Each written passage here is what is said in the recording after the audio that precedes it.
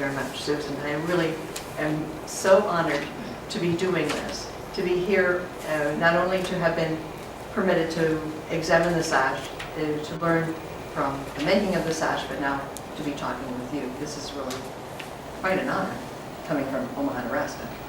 All right, so I'm going to talk with you, first of all, what is Sprang? And then we will talk about the sash project itself. Is this going to work over here? Okay. This is the roadmap for tonight's talk. I hope it won't be too long. We're going to talk about how I first came to be interested in the technique. Then we will describe a little bit the definition of the technique, and I will tell you how it works. I'm going to cover briefly some Sprang in history. It wasn't just 1700s military sashes, but Sprang has really quite a wide, varied, long history and amazing variety of applications. So we'll talk about that, some practical applications, and then I'm going to talk specifically the making of this stunning textile in front of you. Okay, so now, yes, how I came to be interested in this. To make a long story short, I ended up at one point living in Winnipeg because of my husband from Quebec. And we moved there for his job. I knew nobody. Trying to meet people, trying to figure out my way, find adult companionship. Because I knew how to make these Quebec ceinture fléchée sashes. This was an automatic opening to me into people interested in local history and culture. And because I knew how to do this technique, it's significant to at least 3 different cultural groups there. I was invited to historic sites, cultural festivals. Routinely they asked me to come demonstrate this. And I got the name sash weaver because this technique is sashes. So at one of these events, there's also military people at this historic site, and one of them walks over and he says, "Oh, you're a sash weaver. Can you make us sashes? We need sashes." And I said, "Well, what kind of sash are we talking about?" And he said, "We need Sprang sashes." And I said, "What's Sprang?" And this has launched me into a huge area of exploration. So let me take you a little bit along that journey. So I was given images of the desired article, these Sprang sashes. The non-commissioned officers' sashes in late 17, early indeed War of 1812 sashes look a lot like this. They were red for the British Army, and then the stripe in the middle refers to the regiment, the color of the regiment. Then close up, these sashes, next slide please, look like this. It looks like chain link fence. If your eye follows here where the color changes from yellow to red, you can see that this yellow thread, it links around a thread to the right and then around one to the left, around one to the right and then around one to the left. You can see, follow with your eye how those threads, the path of a single thread, it looks like chain link fence. And in my ignorance, I assumed that this interlinking structure is what is Sprang, and I was wrong. Technically, the definition of Sprang is that it is a reciprocal braiding technique. It's a braiding technique because there is no weft. You start off with threads, lengthwise threads, and then they get manipulated. So here I have 3 strings that are tied together at both ends.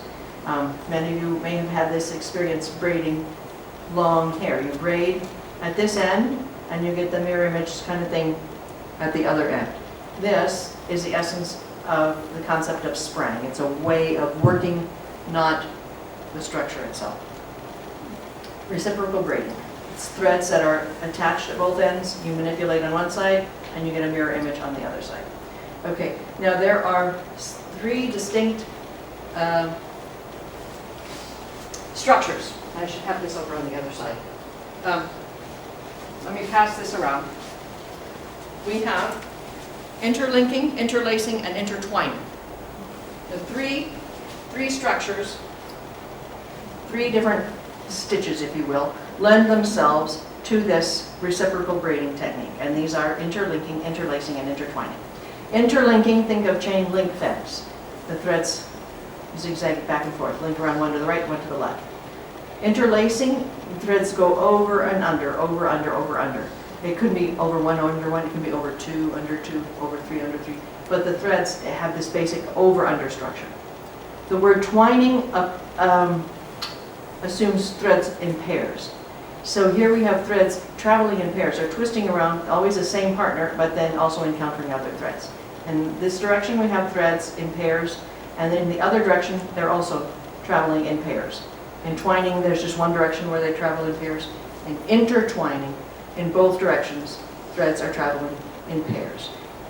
South American, Peruvian sprang tends to use this technique. Most of the European stuff uses this. Interlacing then gets mixed in between. A lot of the interlacing in North America, parenthetically we'll say, around the Great Lakes, the sashes there were interlacing but not sprang. Mostly. Okay, how does this work? I have this lovely little video. Oh, is this going to work? I think I have to go over and push the button. This is my little YouTube video, and it tells you how sprang works. I'm hoping that it'll, yes. Okay. Is it going to run? All right, this is my little video that's on YouTube, and it's got sound, but the sound is not connected, so I'll talk because I know this by heart. All right. To understand how this works, I've got strings set around, let me get back to the microphone, around the sticks. We have white threads that are in front, and we have red threads that are in back, and the sticks keep them in order. So number 1 thread is white, and the number 2 thread you can see in the back is red. All right. I'm holding them here in my left hand, and one by one, I am going to move them over to my right hand. Now I have 2 ways of picking them up with my right hand. This is the basic interlinking method. I have a pinch grab here with my right hand, but I've also got a scissor grab. I can grab the threads either way. What I'm going to do is start with the number 2 thread, the red thread in the back, and it gets pinched. And that automatically puts it in front of my index finger. I scissor a white thread, and that puts it to the back. I'm going to work my way across, twisting the threads around in this manner, bringing the front thread to the front and back to the front and front to back. Okay, I pinch a red thread and scissor a white. Pinch a red, scissor a white. Pinch the back, scissor the front, all the way across the row. And at the end, you will notice these threads have reversed positions. The backs are in the front, fronts are in the back. They're twisted around each other.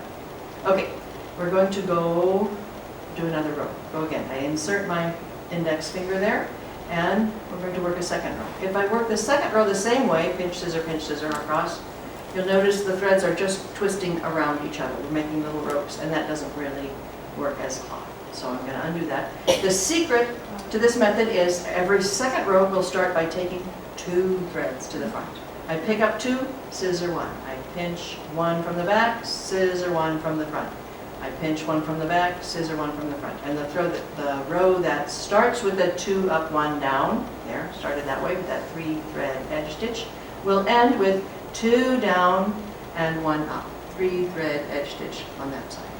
That's called the plait row. Think braiding, plating. The plait row is followed by an over plait row, where I pinch 1, scissor 1, all the way across. And this row, it's just 1, 1, 1, 1. Because I've moved them over, they're now grabbing, creating cloth. Pinch 1. Notice each time it comes underneath 2 other threads. That white one, there's 2 white ones. The red one, the next red thread that I'm going to grab, see how that comes underneath 2 threads. People have their eyes down here, but you need to keep your eyes up on the previous row. You can see, yes, that one started with 1 up, 1 down, ended with 1 up, 1 down. We're good. Okay, what kind of trulls can happen? This is the important part. All right, I'm going to start another plait row. I pick up 2 threads and put 1 down.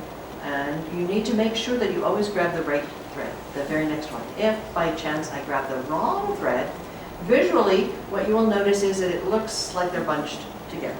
Beware of bunching. It tells you that there's a thread out of order. That's not the right one. It looks like it bunches up. The correct thread to have taken is this one, and you see how much nicer that looks. It comes cleanly under 2 threads, so make sure you have the right one. Now another thing might happen, 2 threads might stick together. Those 2 red ones are stuck together. So as you work across the row now, you're going to say, oh, that one only comes under 1 thread.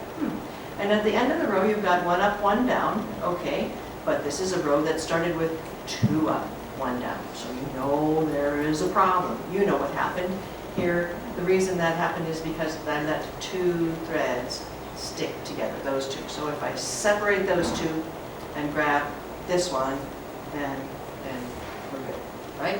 This is the plate row, and that, because it starts and ends with a 3-thread edge stitch, and the plate row is always followed by an over plate row, 1 up, 1 down, 1 up, 1 down, all the way across.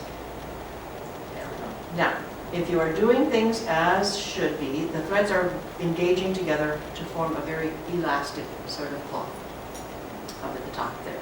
You can pull it apart, it's got amazing elasticity. But what is really exciting is that when you do this kind of work on threads that are attached at both ends, as on a frame, here now I don't have a fancy video crew, I just kind of set up my camera, so you have to bear with me. This frame here, and every time I work a row up here, I can push what work I've done down, down, down, down, down to the other side, and I get the mirror image happening down there. For every 1 row of work, you get 2 rows of cloth. Not very many things in life will do that for you, but this is one, and yes, 2 rows of cloth. That is the essence of Sprang. Okay, so now, okay, a little bit of history. This kind of technique has been found all over the world. Some of the oldest was dug up with human remains in Scandinavia, in these peat bogs. They find people that they date back to Bronze Age, 2,500 years ago. And these are some pieces that I saw in the National Museum in Copenhagen last year. Exquisite little pieces. There's this little meeting line here along the edge, and there's a meeting line around here. These are ladies' caps, wool, single spun wool. Quite lovely. There is also evidence that the ancient Persians did this. I spoke with Dagmar Drinkler, and she has published this article here in Archaeological Textiles newsletter. She works at the museum in Munich, where they have some of the statuary from ancient Greece. And she notes that when the Greeks depict themselves, they're always naked, even in battle, but their enemies, for example, the Persians, they can now extract the pigments from the sculptures, and they have determined that they depicted their enemies with these wildly colored outfits.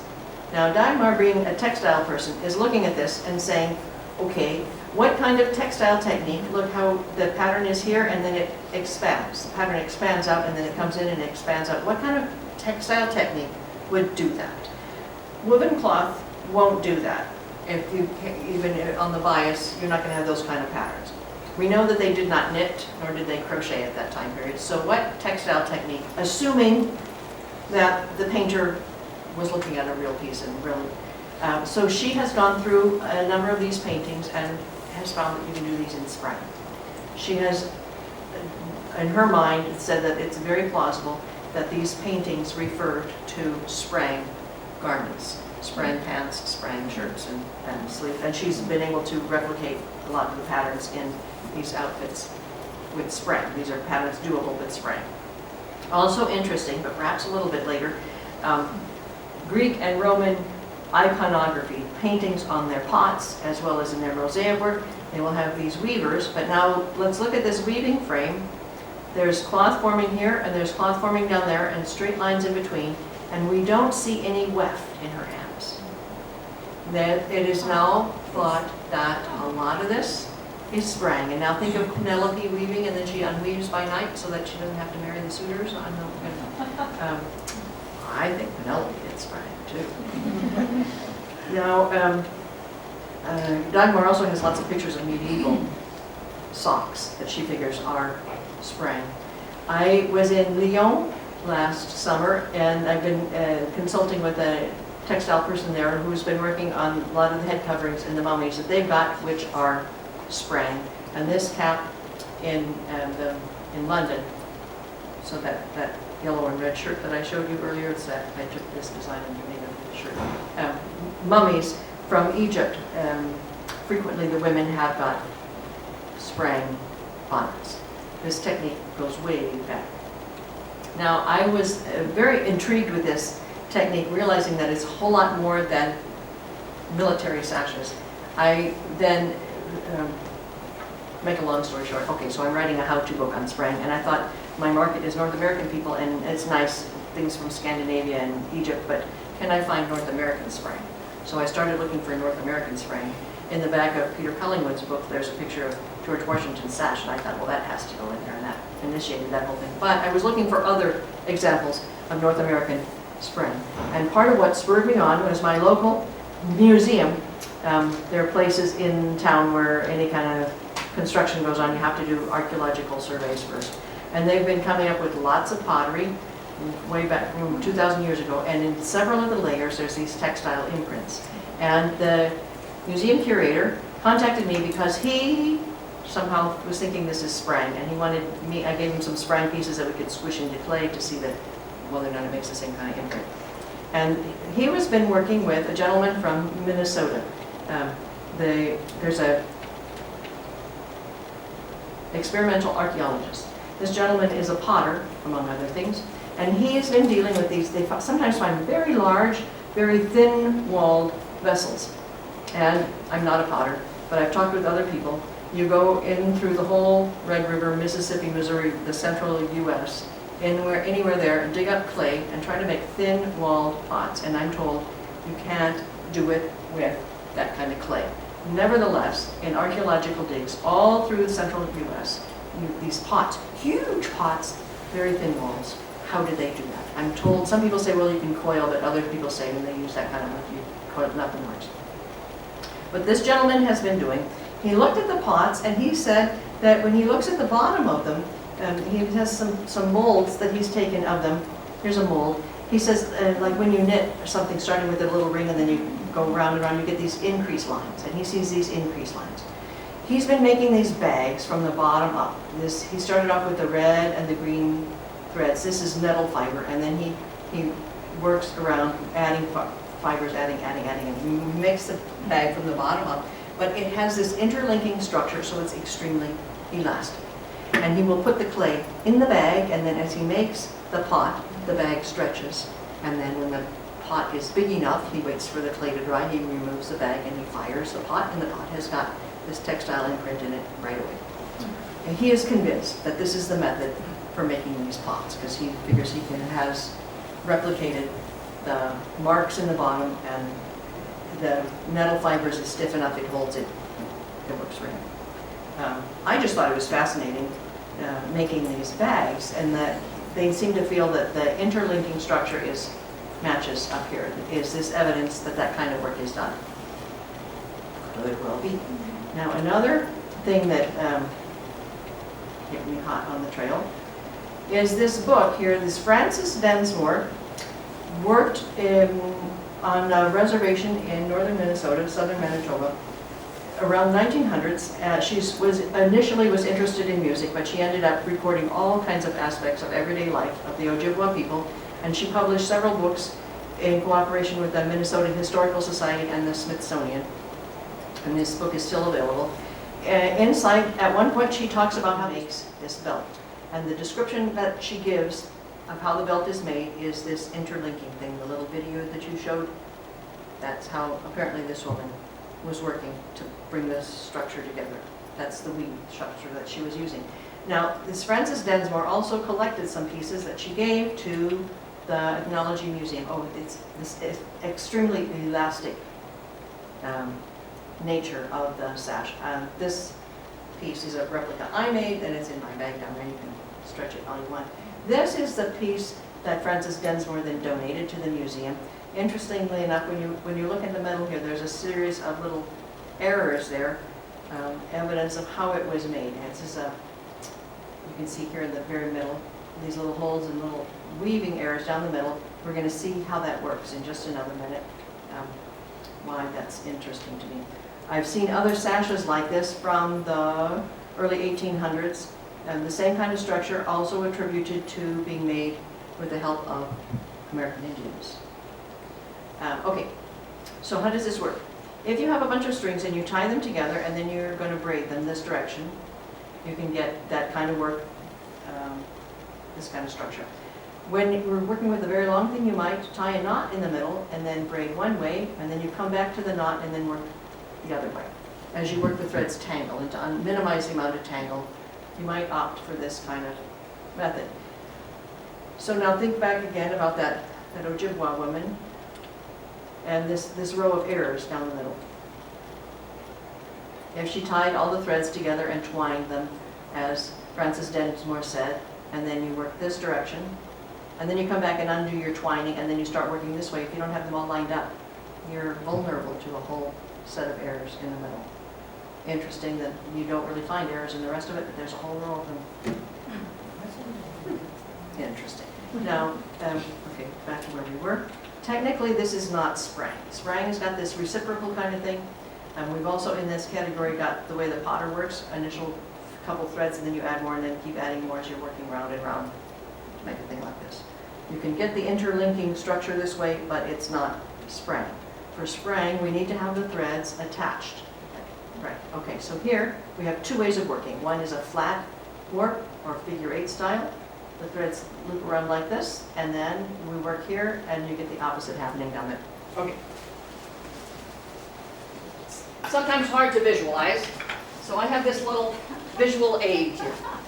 All right, I have this string tied at the bottom. The string is tied, it goes behind and then in front. Then here it goes behind and then in front, so it makes a big figure 8. And there's several ways of setting up. I like this one because I can slide my finger along the bottom, and I've got up here what weavers call that first cross. The threads are in order, held at proper weight. So now, when I manipulate the threads up here, twisting them, just like in the video, twist, twist, twist, at the bottom, they're also twisted. I work the next row, the 2, and then 1, 1, 1, 1, 1, 2, and then they're twisted at the bottom. And you see, I work it up here, and every time I work, I get down there. The cloth, in this flat warp thing, the cloth works building from the outside towards the middle, and then what happens when you get to the middle. The other way of working is circular, and we'll get back to circular, but that question, what happens when you get to the middle? Very valid point. Let's look and see what happens when we get to the middle. Okay, we're working from the outside. I've got cloth building up here and more cloth down there. When we get to the middle, what do we do?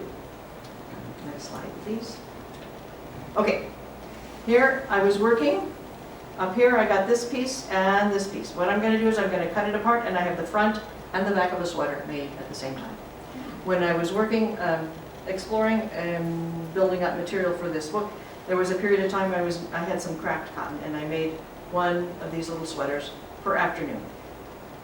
You cut, maybe the way you want to do it is cut like 4 threads. You tie a knot here and tie a knot there, and then cut 4 more threads, and then tie here and tie here. And this is the front of the sweater, and then you sew side seams and shoulder. Do you see how that works together? That little blue sweater is over there on the side. You can make the front and the back of a sweater at the same time. Now, kind of interesting because I'm looking for North American examples. There is a sweater made exactly this way in the collection of the Arizona Museum in Tucson. And it's on the front page of the front cover of this book. Here it is. This shirt was found by amateurs in a cave in Arizona, so they don't have exactly the details, but apparently it was under the skull of a small child. They tested its cotton, and the cotton was dated to between 1000 and 1200 AD. So this is a couple hundred years before Columbus. It seems that they have now determined the people of the Southwest cultivated cotton until the Spaniards brought sheep. But this kind of work, this interlinking work, this is exactly the same method as what's in the, forgetting the pattern, as in the George Washington sash. This was done, this flat warp technique, the front is mirror image of the back. This was done in North America before Columbus. All right, another something else you can do with that flat warp, you can work and squeeze in as many rows as possible, and when you can't squeeze in anymore, I twist the first thread and then I crochet all the way across the middle. And what happens is I get, here this is a hat. The one side and the mirror image side and this crocheted row, and then I sewed it into a big long tube. I cinched at both ends, and then you shove one side into the other, and it's a double hat. Another socks made 2 at the same time. How about that? Don't really need a frame. I did this on my kitchen door. I just rigged it up here, and every time I work a row here, I shove down, and I've got another row down there. And when it gets towards the middle, I cut it apart, and I've got a pair of tube socks. Now, next slide, please. This is not working. So let me just push that. It's on the chair there. There's, that's right there. Yeah, we push right there. You know what? Maybe Linda can do that if you're taking notes. Yeah. She'll just push the next slide. This is another interesting application. There's a little up, down, right, left, and move to. Okay, this is a miser's purse, another application. This Sprang technique was kind of interesting. Okay, next slide. Is it the up arrow? No, move to the right arrow, that one right there, yes. There you go. Okay, I talked briefly about circular warp, and you want to know how that works. All right. You should have all my things over there. All right, another way of setting up, instead of flat, if I tie a string here and I'm taking it around and around and around. I need to keep order, so I'll have 2 sticks here, and the first one goes over, under, and next time around it goes under, over. Around and around, and I'm setting in my first cross.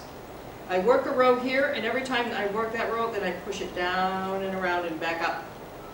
That's starting point here. So the first row is and its mirror image is right here in the middle, and the second row is below and above, the third row below, so it builds out from the middle. You understand? Okay, the deal is,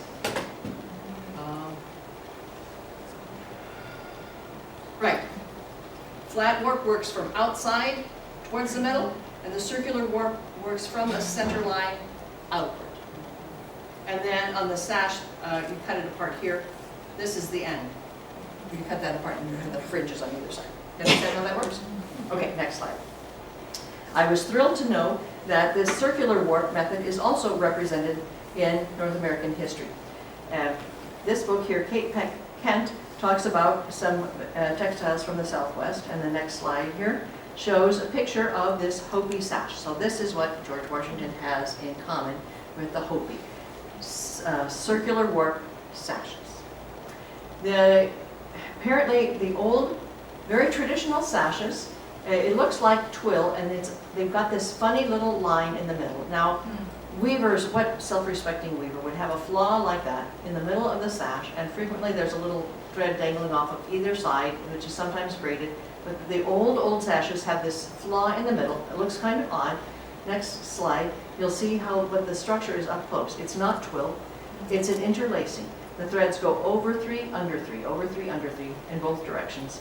It's a braiding technique, and when you do this on circular warp, that first row traps one direction, the other. The next slide will show you what happens right at the very middle. This is the center meeting line. Now what they did is that beginning and ending thread they tucked in here, but sometimes that thread will be hanging off the side, the front and the reverse.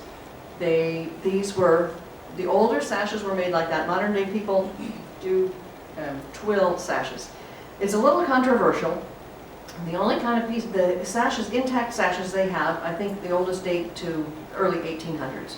So there are people who say, oh, well, clearly they must have learned from the white people how to do this kind of textile structure. And they've only found little pieces like this. I've been telling archaeologists they need to look and see if they can ever find a piece like this. Then we have evidence. I find it hard to believe that European people taught the Indians how to do this, because European people weren't doing this kind of thing, but I digress. Anyhow, the next slide here.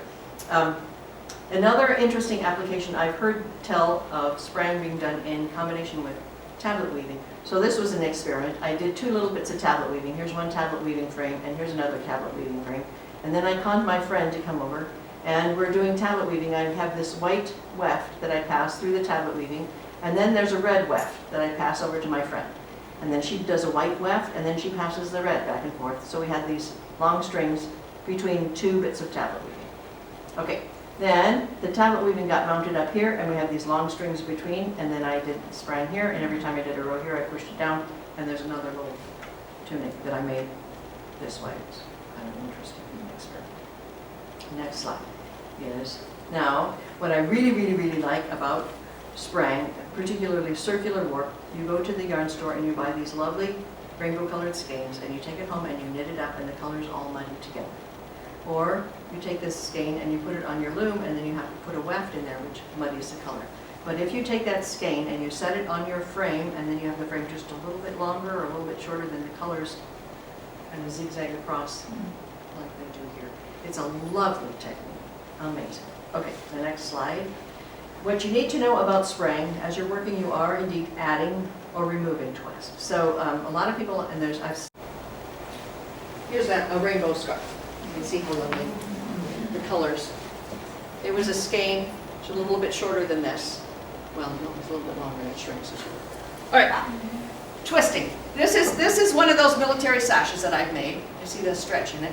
But when it comes off the frame, right, fresh off the frame, if any of you are going to try this, don't be discouraged. When it comes off the frame, this just came off the frame before I left home. And you can see on one side it twirls around this way, and the other side it twists around that way. Rather tight twist. But you know, this is a very temporary state. I've seen a lot of people on the internet, they write and they get real discouraged about this. What I do is I take it, I fill my sink with room temperature water, and because it's wool, I'll put some little shampoo in there. I put it in, leave it soak 10-15 minutes, and I squeeze out the soap, rinse it. Maybe I'll put it in my wash machine to centrifuge out, and I lay it out flat, and it'll be flat like this. That twisting is just a very temporary state, and if any of you are going to go home and try this, you need to know about it. Don't be discouraged. This twisting, you're adding twist. Yes, you're adding or removing twist, and the threads will react that way, but that's only temporary. They figure it out, and then they're settled down in their head. All right, next slide. I have been learning a great deal about this. I had, as I said, an opportunity to travel last year, and I did meet up with this woman, Kobe Grendersbos, and she lives in Holland, and she learned from Elizabeth van Riesema, who wrote a book in the early 1900s on Sprang. It's a book in Dutch, but anyhow. She has been working with this technique, and she says that anybody who was anybody in Holland in the 1700s had a sash. The mayor of the town, the local landowner, the head of the guild, all of these people had sashes. And now the modern day town, or the guild, or the local historic society, they've got these sashes and they're all in bad repair, and they bring them all to her to fix. So she has been keeping track. She says there's some 30 sashes she's gone through so far, and she keeps track of the before and the after, and the pictures on them, and what else she has to do to them. And she was an amazing resource for me learning about the technique. So the next picture, we've got a picture of her masterpiece, the piece that she wove, and she put her name, Kobe 2005. For the next picture here, the next one, this is one of the sashes that she acquired and has in her collection. One of the burning questions to me is that the sashes always seem to be composed of multiple fine threads. And this is a problem when you're doing Sprang, as you're manipulating, twisting them, grab one from the back and one from the front. If you group them wrongly, then when you try to push, it snags. This is a problem. And I said to her, why did they do this? If you make them thicker, use a thicker yarn, you don't have this problem. Why? In all the historic sashes I've seen, they use multiple fine strands. Why did they do that? In the next slide. What she told me is, oh, here's a picture of this mayor from this mayor sash from 1741, this thing. What she told me is that you have to understand about spinning and politics in the 1700s. This is before spinning is mechanized. And so all spinning is done by hand. And the guilds in Holland, the textile guilds were very powerful. This is the oil of the day, keeping warm. Guilds in Holland in the early 1700s were very opposed to spinning wheels. And they thought that the only kind of thread that you can use that's appropriate to warp is spindle spun. And spinning wheel spun stuff is, really bad, and actually it means that you have fewer spinners. So it means people get laid off if you use spinning wheels. And there's a whole lot of politics around this. That spindle spun is the only kind, and so then to ply and bring it together, it takes just so much time. Just tell the weavers, suck it up, you're going to use multiple fine threads, because that's just how it is. According to Kobe, that's why. Because of the amount of time it takes to spin. Interesting. So, next picture. I have seen a couple of these sashes. Of course, this one here that I saw in the picture that was sent to me by Mount Vernon. And I also got to see this sash in Toronto. Now, these kind of patterns, and as Kobe said, like these triangles here, and you see triangles, and there's these diamond sort of things. Now right here, these are people. There's the legs, they're upside down, and there's the skirt and the hands holding, and you can see over here, legs and the skirt and hands holding. What these patterns, what the significance of them is, I really don't know. That's another whole area of research. And did they have written patterns, or did they just do them out of their head, or this is a huge area, and I'm throwing it out to any of you who want an interesting area of research. Sprang is wide open. Now, Peter Collingwood's book, he said that George Washington had a Sprang sash, and so then I wrote to Mount Vernon and they sent me this picture by email of this sash, and I said, okay, I need to know for sure it's Sprang, and the way you know is that there's this central line of symmetry, and we have a mirror image. And this picture does not show the mirror image, and so then contacting Mount Vernon, this launched me into this whole area, and I'm thrilled that it happened. The next slide here, preparatory to coming, Susan Schulberg graciously said I could come and have a look at it. Before I came to look at it, knowing this was a one-shot deal, I needed to know that I really had my ducks all lined up. I took that photo and I enlarged it and I counted the squares around and I mapped me out patterns, and then I did a preliminary version of these patterns just to have an idea. And it also helps me figure out what kind of questions that I would have once I start launch into doing it. Then that's when all the questions happen. So I did this interesting. I was having troubles mapping out the people, and come to find out the feet are not centered on the body if you look at that carefully. I've got 1, 2, 3 holes underneath her skirt here, and 1, 2, 3 on this side. Actually, it should be 1, 2, 3, 4 holes on this, but that's, anyhow, carry on. Interesting variations. The next slide here. Okay, so I had this preliminary piece, and I laid that beside, and I was really happy because it gave me an image of an idea of scale. These people here and the people there, it was just the right size. So I thought, oh, yay, I could have this one beside me when I'm working to know I'm doing the right size. Yay. Okay, so I was given 2 days to examine and count holes and count threads, and I made up my patterns. Okay, the next slide. I went back home and, oh, this little interesting little detail. I told you when we start the circular warp, you have the thread tied here and then it goes round and round and round. You end up having the beginning and the ending thread right here. The beginning and the ending threads hang out on either side.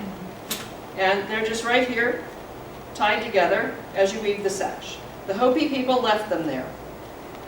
Modern day things, you don't want those little strings hanging out. What happens at the end? When I do things like this scarf, at the end I will just remove that whole thread. But the Washington sash, there was a little thread here, a little knot on either side, evidence of how they resolved that. At the end they just tied a little knot, and in the middle of this sash too, there's a little knot on either side. It's not noticeable because the thread is so fine. Anyhow, next picture here. So I went home and I ordered some silk, a couple different kinds of silk, and I dyed them up and I made up some little sample pieces that I sent to Mount Vernon for them to have a look at and tell me which kind of silk was right. And having determined that the reeled silk was the right kind and the color was getting within range, I started. So the next picture here, I started with white silk because they said that they can have it dyed in China. The only place that makes silk these days is China. And I wasn't trusting the Chinese to do it with a dye that wouldn't destroy the silk later on, so I thought, oh, let me do it myself. The way I did, I had 2 cones. I needed to have 2 strands. The original sash has got 2 fine strands throughout. So I took the 2 cones and I wound it into this hank. I calculated the length of thread that I needed and I wound it around, and then I'm tying it every 100 threads so that it doesn't get into trouble. I tied it in several places. Now the next slide you'll understand. The first stage in dyeing is you put it into a pot to soak, and I have this hank of how many thousand feet of silk, and I didn't want the tangle pixies to get in there, so it needed to get tied. Okay, now the next slide. The next slide, here is the dyeing. The recipe that I have found, the Textile Society, Dominique Cardon says, the recipe that was very common in the 1700s, the color that they really liked was the cochineal color, and cochineal comes from a little insect in South America, and shipments of cochineal from South America, this stuff is more valuable than gold, pound for pound. So it's a very expensive stuff. What they did is they dyed with madder, which is a root commonly growing in Europe. They dyed with madder, which is more orangey red, and then they would, at the end, over-dye with just a little bit of cochineal, which gave them the right color and not so expensive. So that's what I did. All right, now the next slide. And here's a hank of silk ready to get put up on my frame. All right, the next slide shows you a picture of my favorite frame, a diagram. My favorite Sprang frame is 2 2x4s. It's got holes in both. There's one 2x4 lays on the floor, the other 2x4 lays across 2 chairs. There's holes drilled because it's adjustable. I have a dowel over here, and there's another dowel over here. Then I'm going to wind my warp around and around, and that cross is kept between these two little ones. These are little pipe straps. I find them in the plumbing aisle. All right.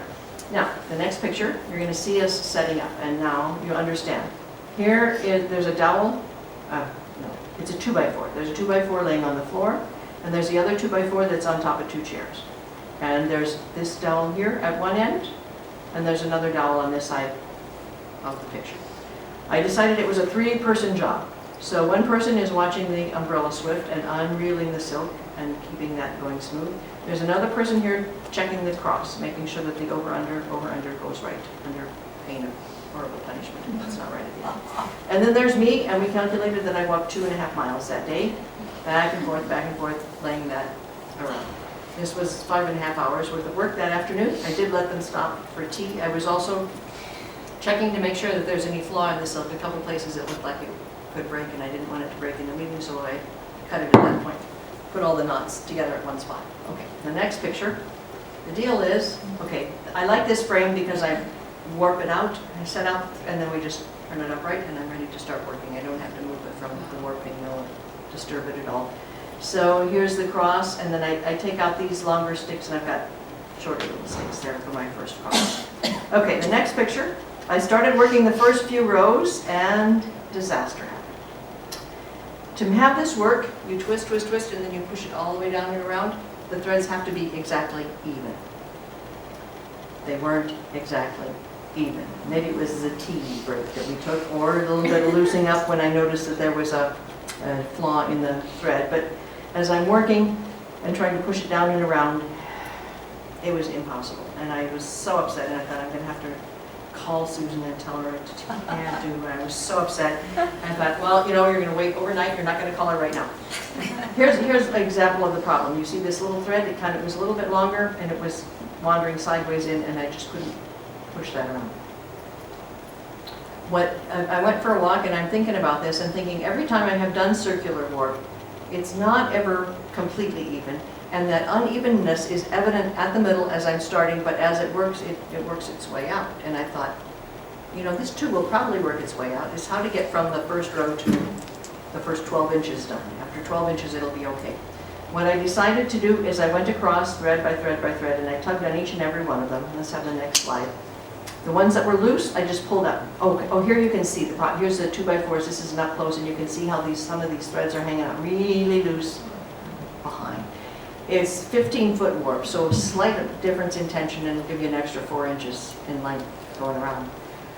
So the next slide here, I went across and I pulled out the loose ones. The loose ones I just pulled into a big loop that was hanging out here off the front, and just kept on working. And after 6 inches are done, the loops were just absorbed into the cloth. In the next picture, after 12 inches worth, this is the initial cross. The first cross that's put in, and then the first row, second row, third row, and then the mirror image, first, second, third. And after 12 inches, that was completely gone. The other thing that you can see here is that the signature that I started putting in there's a C-J-A-N-E-S across the middle in the alternating twist of stitch. Okay, next picture. So as a sash, I'm sitting here working, and every time I work, see the step ladder? Every time I work, I have to push the threads down and around and over the top. Okay, next picture. We've got a little video here. Okay, now click the big square there. Click that one right there, and it should. Is it going to start? Maybe we have to push it down. Okay. All right. So here you can see me working. I have to keep those threads in the proper pair, and if they are paired wrongly, I have to fix. So I have to keep them. The only hope of doing that is keeping it spread out. I have to choose the right pair as I'm working my way across, weaving, doing this work here. Pick one up, put one down. Pick one up, put one down. Pick one up, put one down, all the way across. Now you're going to jump here now to halfway across the row. I decided I'd keep a stick in there to keep it spread apart so that the threads don't bunch together, to make it easier to choose the right one. I'm halfway across the row here.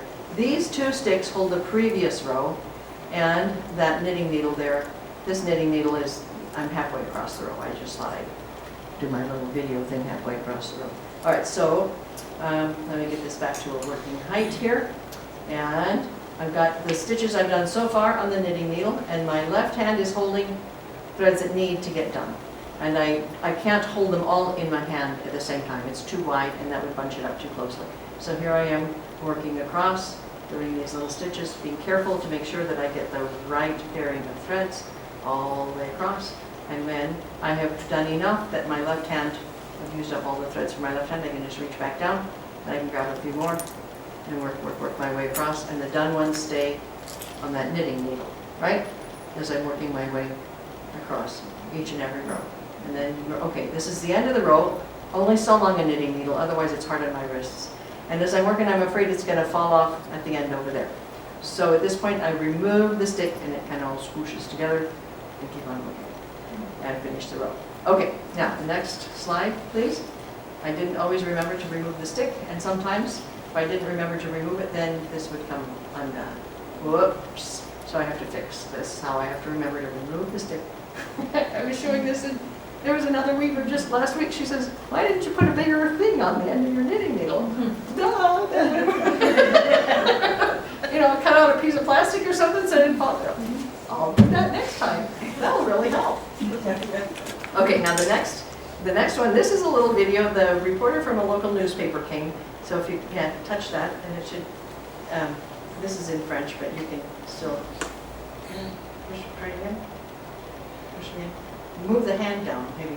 Move the hand down to the lower left-hand corner. Is that where it needs to go? This is that cute little video. They came and they, Giving me a problem. there it is, there it goes. Okay. So, I did this interview for the local newspaper and I talked about how Sprang works. And then she said, now show us how this cloth, okay, the initial line and then the first row, second row, third row builds on either side of the central meeting line there. The cloth, she wanted to do a close-up and see how amazing is the fine silk threads and how elastic the textile is, that chain link fence kind of structure of it. All right, and then we zoom back out and I've just finished a row. The row I just finished is held in those sticks there, and that's the lower edge of the cloth right now. I'm going to put another stick into that space, the row that I just finished, and now I have to move what I just did down to the bottom of the frame and around the bottom, and then I come up the back, and then I have to climb up my little ladder up the top, up and over the top, and then I pack it in on that side, the mirror image side. Now I have those two purple knitting needles taped there, and they're holding the cloth on that side. So I'm going to untape those knitting needles, and now look right here. See, I made a mistake there. I didn't catch the row quite properly. Right there, I'm going to have to go back and fix that. You have to take the whole row. No. I just go back and put it in properly at the bottom and then take that around, or just those. Yeah. And every time I do this, I have to make sure that I haven't made a mistake or miscrossed the threads. You can, the next slide here. The next slide. Okay, this is one where I grabbed the wrong thread and it made it around to the other side, and you can see all these extra twisties in here. That was, I grabbed the wrong pairing and it came all the way around, and it shows up as it makes an extra little hole in the cloth. And every time I have to go check, and then I have to go back and fix that, make sure that that's not right. It's kind of a fiddly sort of thing when you have those extra fine threads, and why they couldn't have applied bigger, but we've already been over there. Okay, so now, okay. Down here I'm sitting working, and the sash is long enough that it goes up and over the top, so now I've got wooden sticks that I've got put together to hold at the far end. As the weaving progressed, it got longer and longer. Okay, now the next picture, we've got pictures of the patterns. I map out the patterns. I have this graph paper, one square for each thread, so we have the 3 at the edge and then 2, 2, 2, 2, 2. If you do an edge stitch in the middle, left edge and then right edge, it makes a little hole, right? So we have this little hole here. And then the next row, an edge stitch, and then this is a double stitch, and then and you've got the 2 holes back to back. I mapped out the patterns on graph paper, and then I just followed the graph as my pattern. That's how we did it. So on the next slide there, we've got several different patterns in the sash, and they all have their graph pattern, and yeah, trying to be as true as possible to the original sash. Okay, the next slide. So we've got there Yes. At one point, I realized that there was another thread snagging, and I realized it was that the threads at the edge. You see, at the edge, they only go around half as many times as the rest, so they do get a little bit loose. And I just pulled that out into a little loop, and then remember at the end to snug that back in. Okay, the next slide, the next one. Yeah, I noticed at one point that the middle line slanted downhill quite a lot, and I'm not sure what that represented, but it looks okay here in the middle. I'm not sure what that represents, but it was a distinct feature when I had the current row flat here, and that was kind of slanted. All right, next slide. Okay, the fringe. How do you finish this off? It's a very elastic cloth, and finishing elastic cloth is a challenge today. Finishing off knits, you have to do a little bit differently than woven cloth. The way these sashes are done is that you add a weft. You insert a thread in a row here, and then the next time you work a row, you take the edges and you crisscross it through this way, and then you work another row and crisscross it back. I still needed to keep the threads spread so that I didn't choose the wrong one. So I had an extra long thread, and the loop where it turned around, I put a little loop of thread here, so at the end I could snug that together. And the weft thread, that sideways thread, then gets incorporated into the fringe at the bottom. Next picture. So then I then I had to come back and tie the little knot at the middle on either side. Trim that out. Okay, next picture. So I finished it. I washed it and I laid it out on a bed here, and it stretched out wider than my arms would go as it was drying. And the next picture, this is a picture maybe many of you have seen, the sash laid out on my kitchen floor. Now, the story is that the sash belonged to Edward Braddock, and he was mortally wounded, and they carried him off the field on the sash. And people have asked, is that possible?